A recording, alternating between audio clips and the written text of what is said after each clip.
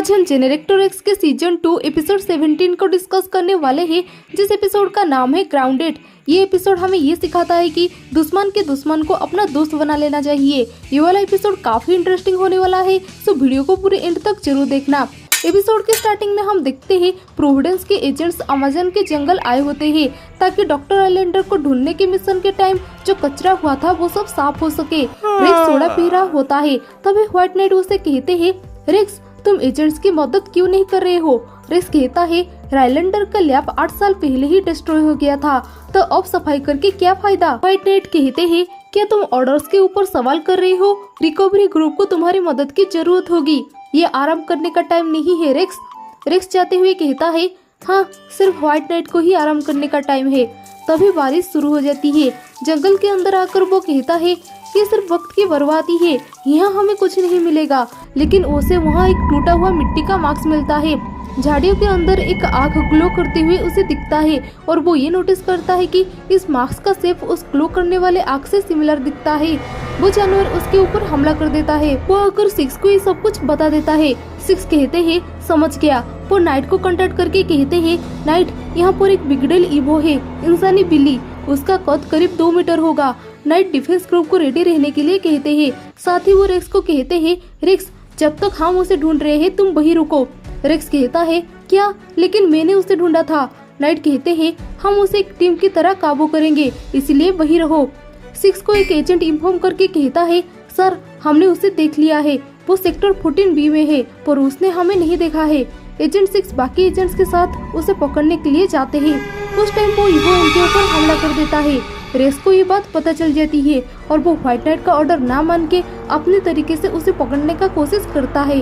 Racks उस evo को find कर लेता है और उसे पकड़ने के लिए पहाड़ी को तोड़ देता है। वो नीचे आकर देखता है कि उसका प्लान काम कर गया है, लेकिन जब वो उस ईवो के नजदीक जाता है तब वो ईवो पत्थर में बदल जाता है। रेक्स नाइट से कहता है, मैंने उस बड़ी बदमाश बिल्ली को संभाल लिया है। नाइट कहते हैं, तुमने असल में हद पार कर दी।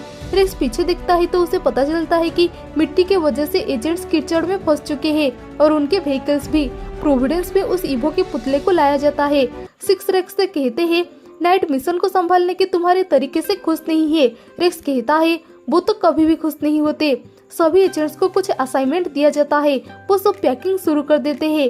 रेक्स पूछता है, हे मेरा असाइनमेंट कहाँ है। नाइट कहते हैं, फील्ड एक्सरसाइज का मतलब होता है दुनिया भर में फैले हमारे ऑफिसर्स के साथ तालमेल कायम रखना।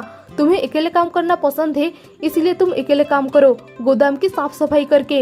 रेक्स को छोड़कर प्रोविडेंस के सारे एजेंट्स चले जाते हैं। रेक्स सफाई करते टाइम नोटिस करता है उस ईवो से मिट्टी झड़ रहा है, पर वो इसे इग्नोर करके नोआ को कॉल करता है और कहता है, नोआ मैं यहाँ बोर हो रहा हूँ। नोआ क्लास के अंदर ही फोन से रेक्स को रिप्लाई देते हुए कहता है, मैं तुम्हारा दर्द समझ सकता हूँ, मैं यहाँ मैथ क्लास में फंसा हूँ, तुम्हें कोई देखने वाला नहीं है, जमकर मजे करो। रेक्स कहता है, पर कैसे, असल में दोस्तों के मामले में मेरा हाथ जरा तंग है। नोआ कहता है, वो तुम मुझ पर छोड़ दो, मेरे लिए बस एक प्लेन भेज दो। बुकिनर उसे पकड़ लेते हैं और एक डिटेंशन पेपर देते हैं। रेक्स आकर पूछता है, मुझे उम्मीद है उस प्लेन में तुम्हारे जिगरी दोस्त होंगे। नोआ उदास होकर कहता है, हो सकता है, पर उसके साथ थे ये लोग, द स्कैटर्स, इन्हें हम लोगों ने सीजन 1 के एपिसोड 1 में देखा था। रेक्स कहता है, तुम इन्हें ले आए, ये लोग तो अक्ल के ढक्कन है। नोआ कहता है, सिर्फ यही लोग ही मेरे डिटेंशन में बचे थे। मैकेली पूछता है, अब कोई मुझे बताएगा, जितना चाहो उतना खाओ, लंच के लिए मुझे किस तरफ जाना होगा। रेक्स कहता है, लंच। नोआ कहता है, मुझे इन्हें कुछ न कुछ लालच तो देना ही था। वो लोग कटर से होकर जाते हैं, स्कैटर्स को यहाँ के बदबू से तकलीफ होती है। रेक्स कहता है, सिर्फ इसी जगह पर व्हाइट नाइट के गार्ड्स नहीं होते हैं, और वो कैमरास को ऑफ कर देता है। आखिरकार वो लोग हेडक्वार्टर में पहुंच जाते हैं। सिर्स पूछता है, वो ईवो के पिंजरे कहाँ है। रेक्स कहता है, नोआ इन्हें बाहर ले जाओ। व्हाइट नाइट कहते हैं, मेरे ख्याल से तुम्हें तो गोदाम में होना चाहिए था ना। रेक्स कहता है, हाँ सही कहा आपने, मैं बस वही जा रहा था। गोदाम में। रेक्स पूछता है, तुमने इसे खिसका क्यों दिया, तुम लोग कितनी गंदगी फैला रहे हो। ओह मैं भी व्हाइट नाइट की तरह बात कर रहा हूँ। वो डंकी को कहता है, उस स्विच को कभी मत खींचना, वो इमरजेंसी में बेस को लॉक कर देता है, कोई भी चीज अंदर या बाहर नहीं जा सकती। डंकी समझ जाता है। मैकेली उसे कहता है, उस घनचक्कर के जाने के बाद उसे खींच देना। नोआ कहता है, तुम ऐसा नहीं करोगे, सब लोग बाहर चलो। रेक्स वीडियो गेम खेल रहा होता है पर बाकी सब बोर हो जाते हैं। मैकेली कहता है क्यों ना कुछ तोड़फोड़ करे। बीगल कहता है अरे हाँ, तुम हमें हमारी पर्सनालिटी के हिसाब से पावर्स दे सकते हो। रेक्स कहता है मैं सिर्फ इवोस को ठीक कर सकता हूँ, लोगों को पावर्स नहीं दे सकता। डंकी कहता है फिर तुम किस काम में माहिर हो। बीगल कहता है चलो यहाँ से निकलते हैं। रेक्स कहता है क्यों ना हम थोड़ी तोड़फोड़ करें। रेक्स की मदद से वो सब प्रोविडेंस वेपन का इस्तेमाल करके तोड़फोड़ करते हैं। व्हाइट नाइट कहते हैं रेक्स गोदान की कितनी खराब हालत है। रेक्स कहता है मैं जा रहा हूँ, वो सब छुप गए थे।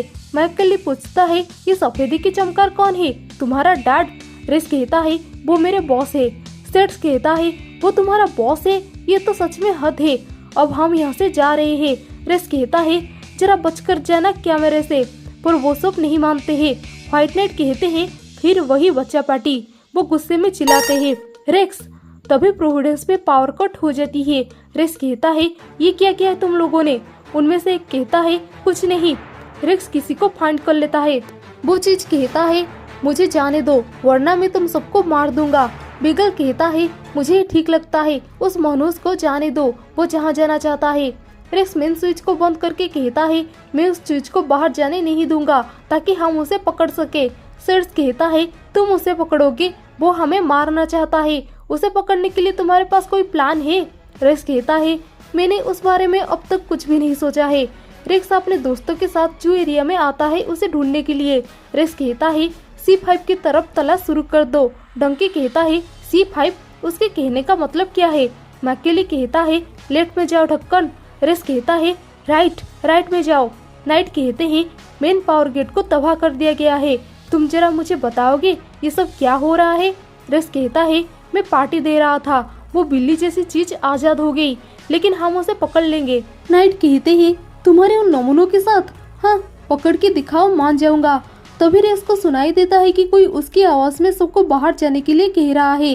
रेक्स कहता है क्या ये मैंने कहा, वो आवाज की नकल कर सकता है। वो बाकी सबको इन्फॉर्म करके कहता है गाइस मेरी बात मत सुनना, वो आवाज की नकल कर सकता है। स्कैटर्स में से एक पूछता है तो अभी तुम असली रेक्स बोल रहे हो या नकली रेक्स असली बनकर बोल रहे हो, कौन हो तुम। रेक्स खुद कंफ्यूज हो जाता है। एक साउंड आने की वजह से रेक्स क्वार्टर में आ जाता है। रेक्स उस बिल्ली जैसी इवो से कहता है उसे नीचे मत गिराना, हम कोई ना कोई रास्ता निकाल लेंगे। नाइट कहते हैं रुको मत, गिरा दो उसे, ये नमूने जबरदस्ती घुस आए हैं। मैकेली कहता है लेकिन बॉस मैं तो यहाँ सिर्फ लंच के लिए आया था। वो इवो कहता है वैंकलेस मुझसे अब दूर नहीं रह सकता, और वो फिर से पत्थर बन जाता है। रेक्स सेट्स को छुड़ाता है और कहता है उसने वैंकलेस का जिक्र किया था, जब वैंकलेस इवोस की पावर्स निकालता था तब वो पत्थर बन जाते थे, ये इवो शायद उन्हीं में से एक होगा। और जब तक वो कॉन्सेंट्रेटेड है वो ठीक रहता है, लेकिन जब वो नहीं होता ज़ैप वो फिर से पत्थर बन जाता है। अगर वैंकलेस से उसकी दुश्मनी है, अगर वैंकलेस ने उसका ये हाल किया है तो सही मायने में उसे हमारी तरफ होना चाहिए। नाइट कहते हैं अगर मगर से कुछ साबित नहीं होता मैं जोखिम नहीं उठा सकता, सिर्फ मैं ही बेस के लॉक को डीएक्टिव कर सकता हूँ और वो चीज मुझे मारकर ही बाहर जा पाएगी। ये सुनकर वो इवो तुरंत भाग जाता है। रेक्स कहता है कुछ कहने से पहले अच्छी तरह सोच लीजिए, मुझे लगता है कि वो आपकी तरफ ही आ रहा है। भागते वक्त बीगल कहता है एक आइडिया है, हम यहाँ पे छुप सकते हैं, जब कॉप्स यहाँ पे लाशें साफ करने आएंगे तो हमें छुड़ा लेंगे। मैकेली कहता है रेक्स के इतना सब करने के बाद सही चीज तो ये है कि हम उसके साथ आखिर तक रहे, लेकिन वैसे मैं मरना नहीं चाहता। वो सब चले जाते हैं। व्हाइट नाइट अपने सूट के साथ आते हैं उस इवो को ढूंढने के लिए। रेक्स पूछता है कहाँ है वो। नाइट कहते हैं तुम्हारे पीछे। वो इवो उन्हें परेशान करने लगता है। रेक्स के आवाज में वो कहता है नाइट इस तरफ। रेक्स ये सुनकर कहता है ये मैंने नहीं कहा। वो इवो नाइट को पकड़कर पूछता है तुम अपनी जिंदगी की कीमत उतनी ही कम लगाते हो जितनी कि तुम दूसरों की लगाते हो। वो चारा हथियार लेकर आते हैं और उस इवो के ऊपर अटैक करते हैं। रेक्स उन्हें देखकर कहता है तुम हमारी मदद करने के लिए वापस आ गए। मैकेली कहता है हम इसकी धज्जियां उड़ाने के लिए वापस आए हैं। नोआ कहता है वो हर एक चीज पर गोलियां चला रहे हैं। नाइट कहते हैं ज्यादा नहीं चला पाएंगे और वो उनके गन्स को ऑफ कर देते हैं। सेट्स कहता है हे ये क्या कर रहे हो। नाइट कहते हैं हम सब के मरने के बजाय मैं चाहूंगा तुम मरो। वो इवो उन्हें मारने के लिए आगे बढ़ता है। तभी वो पत्थर बन जाता है। इस मौके का फायदा उठाकर रेक्स उसे दबोच लेता है। नोआ कहता है रेक्स समझ गया था कि अगर ये चीज कॉन्सेंट्रेट ना कर पाए तो ये वापस पत्थर बन जाएगा। रेक्स कहता है अब तुम्हारा खेल खत्म हो जाएगा। वो ईवो कहता है नहीं, वरना मैं वेंकलेस से अपना बदला नहीं ले पाऊंगा। रेक्स कहता है देखा तुमने, मुझे पता था। वो ईवो कहता है आखिर में कुछ ज्यादा वक्त के लिए पत्थर से बाहर आ जाता था और मैं अपने बदले के करीब आता जा रहा था, लेकिन फिर तुमने मुझे पकड़ लिया। रेक्स कहता है ऐसा नहीं होना चाहिए था। आओ हमारे लिए काम करो। जो चीज तुम्हें ऐसा बनाने में जिम्मेदार है हमें उसे ठीक करनी है, वो भी वेंकलेस को हराकर। नाइट कहते हैं रेक्स बिल्कुल सही कह रहा है और जितना मैंने देखा तुम लड़ाई में माहिर हो। वो ईवो रेक्स से हाथ मिला लेता है। हॉलिडे उस ईवो की टेस्ट लेती है। स्केटर्स के बाहर जाते वक्त मैं अकेले पूछता है हमें पीछे के रास्ते से बाहर जाने की जरूरत क्या है, जबकि वो सफेद संग की जानता है कि हम यहाँ आए हैं। तभी वो लोग गटर में गिर जाते हैं। नाइट कहते हैं वो लोग इसी लायक है। रेक्स और नोआ उनके ऊपर बहुत हंसते हैं। नाइट कहते हैं जी भर के हंस लो, तुम दोनों को ही उन्हें बाहर निकालना है। वो उन दोनों को भी नीचे गिरा देते हैं। इसी के साथ ये वाला एपिसोड यहीं पर खत्म हो जाती है। एक्चुअली में इन लोगों के साथ ऐसा ही होना चाहिए था। एपिसोड 1 में इन्होंने रेक्स का बहुत मजाक उड़ाया था। उस ईवो को दोस्त बनाकर रेक्स ने भी एक समझदारी भरा कदम उठाया है।